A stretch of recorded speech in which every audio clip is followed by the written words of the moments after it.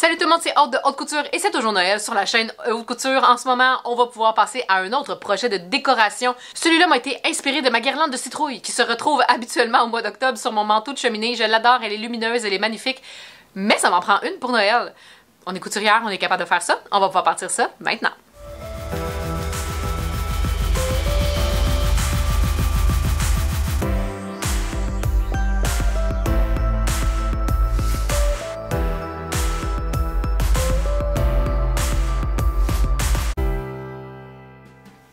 Non seulement, oui, on est couturière et on va pouvoir faire ça, mais en plus, c'est un super beau projet pour débutants et même les enfants. C'est pas très compliqué à faire. On n'a pas énormément de manipulation de tissu non plus.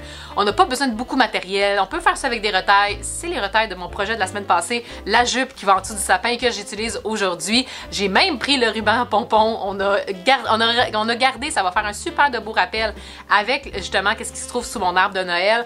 Et j'ai ajouté des petits boutons en étoile que j'ai également pris chez Couture Gemma. Même chose que pour la cotonnade et le ruban de pompon. Je vais laisser le patron en dessous du vidéo. C'est vraiment pas un patron très complexe. Vous pouvez vous le faire vous-même si jamais vous voulez faire une forme différente. Vous voulez pas qu'il y ait de tronc sur le petit sapin. J'ai-tu dit qu'on faisait une guirlande de Noël? On fait une guirlande de Noël, j'ai pas l'impression que je l'ai dit. Donc aujourd'hui, qu'est-ce qu'on fait? Eh bien, c'est une guirlande de Noël avec des petits sapins. Ça va pouvoir remplacer, comme je disais, donc la guirlande de citrouille. Je vais peut-être même pouvoir mettre une petite guirlande lumineuse pour faire agrémenter ceci. Mais bref, le patron va se retrouver en dessous de vidéo. Vous allez pouvoir le faire comme bon vous semble. Si jamais vous ne voulez pas utiliser celui que je laisse, vous pouvez enlever le tronc. Si vous ne voulez pas qu'il y ait de tronc, vous pouvez le faire un petit peu plus gros, un petit peu plus petit, un petit peu plus large si vous voulez. C'est vraiment comme vous le souhaitez. Vous allez pouvoir adapter le projet aujourd'hui. Mais oui, c'est un projet très intéressant pour les débutants. Et sans plus tarder, eh bien, on va pouvoir aller s'installer. Vous allez voir, c'est amusant et rapide à faire. Donc, on va pouvoir s'installer. Vous allez voir, c'est un projet extrêmement simple, je l'ai dit. Puis vous allez voir, on va faire ça le plus simple possible. J'avais pas envie de me retourner parce qu'en se retournant, on perd un peu les formes angulaires du sapin. Tout ce que je fais, c'est venir me placer en sandwich cotonnade, polar, cotonnade.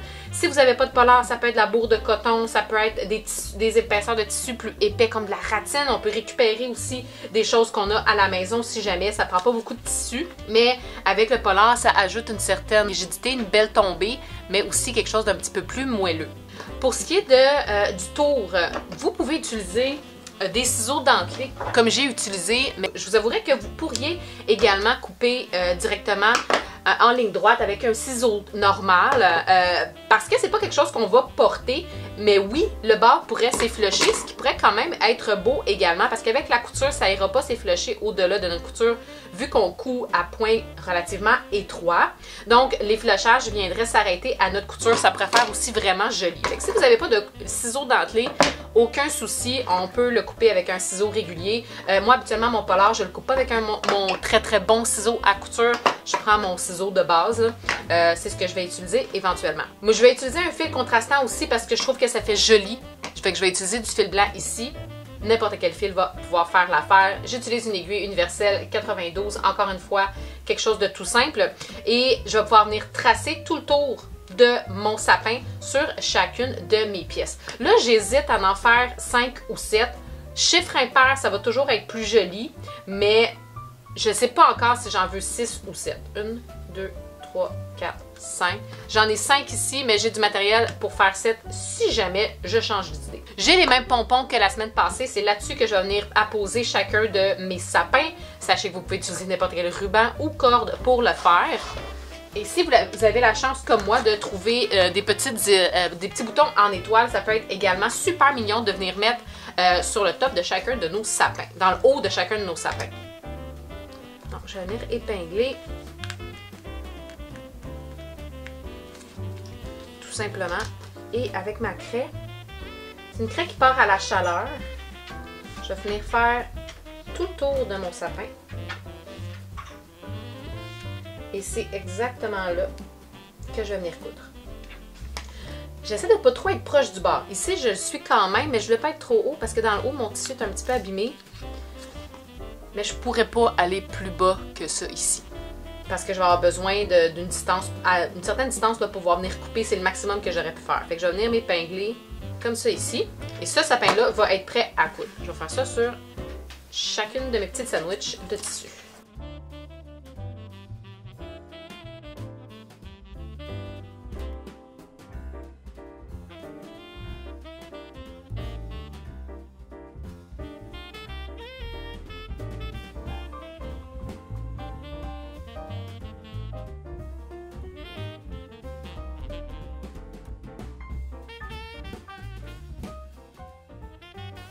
tous mes sapins sont marqués, je vais aller à la machine pour coudre tout le tour. J'ai pas besoin de laisser d'ouverture. Je pique vraiment tout le tour de mon sapin, pile où est-ce que je viens de faire mes lignes. Je vais partir dans le bas, où est-ce qu'il y a le tronc. Puis comme je disais, là, je couds à point quand même petit. Le point de base, c'est 2,5. Je pourrais me mettre à 2. Je pense que ça va être bien. À chaque fois que j'arrive à un coin, je laisse l'aiguille planter pour pouvoir me retourner. Un coin ou un angle.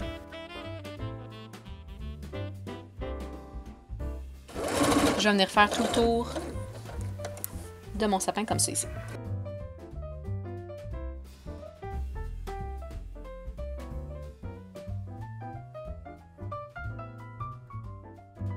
Comme ça ici.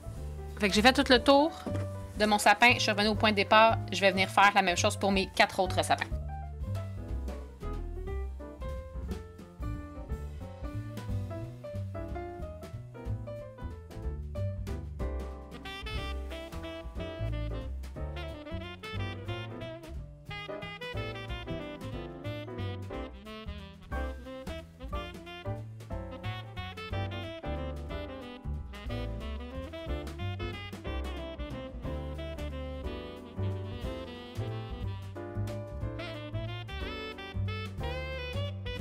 Bon, chacun de mes sapins sont faits. Et à une place où est-ce qu'à l'endos, je suis arrivée très juste. C'est pas grave. Et là, je vais venir couper tout le tour de mes sapins. Le plus près possible. Mais pas trop près non plus. Je vais me laisser environ là, un 5 mm de tissu à partir de ma couture.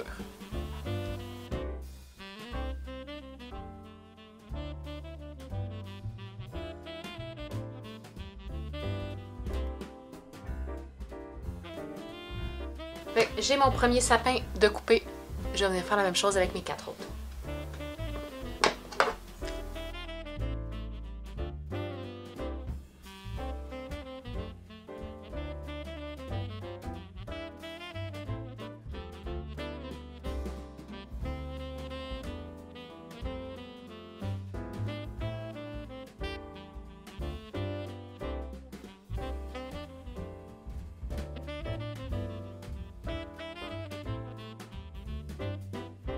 La guirlande sur laquelle j'en ai posé mes sapins, j'ai environ un 165 cm, donc 1,65 m. Et sur ce 165 cm-là, je vais venir me poser 5 sapins. Tout dépendant la longueur de votre guirlande, vous allez pouvoir ajouter ou enlever des sapins. Je pense que ça serait comme le minimum pour une jolie guirlande. Après ça, pour pouvoir venir l'accrocher, je l'accroche sur des clous à mon manteau de cheminée. Je vais venir me laisser un 6 cm, donc environ 2,5 pouces.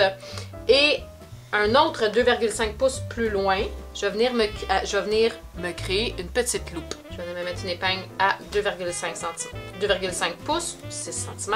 Un autre 6 cm plus loin. Puis je vais venir mettre épingle sur épingle pour venir me former une toute petite boucle comme ça ici. C'est sur ça que je vais pouvoir venir mettre mon clou. Je vais épingler les deux rubans ensemble. J'ai un 6 cm de petite tige qui dépasse 6 cm de ruban qui a été mis en boucle. Je vais venir faire la même chose à l'autre extrémité. Et ça, je vais venir coudre ça à la machine, là, 2 petits points, juste pour maintenir ça en place.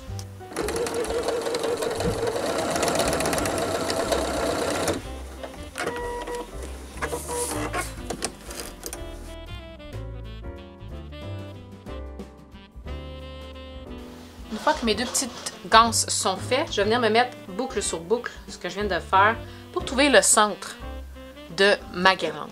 Et à ce centre-là, je vais venir poser un premier sapin. Je vais venir le placer et l'épingler.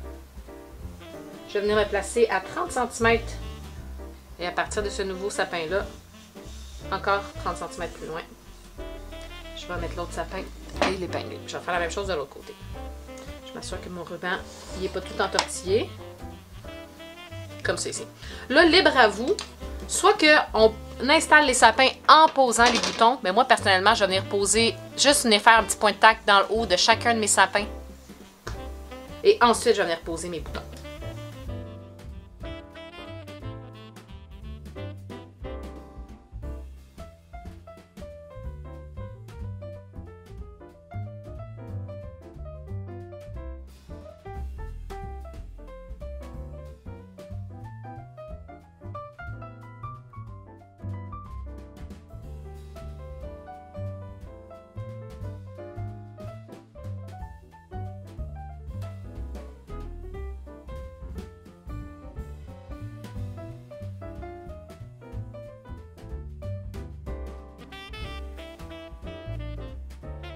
Et voilà tout le monde, c'est ce qui conclut la vidéo d'aujourd'hui. J'espère que vous avez aimé et que vous allez maintenant avoir une superbe guirlande de sapin que vous allez pouvoir mettre, oui, soit sur votre manteau de cheminée, ou bien si vous avez une arche à la maison que vous pourriez agrémenter avec une belle guirlande de sapin, ça peut se poser sur les rampes d'escalier, ça peut aller à plusieurs places et être super joli. Et si vous l'avez fait avec vos enfants, eh bien c'est une décoration familiale encore plus intéressante à avoir et à chérir pour tous les prochains Noëls.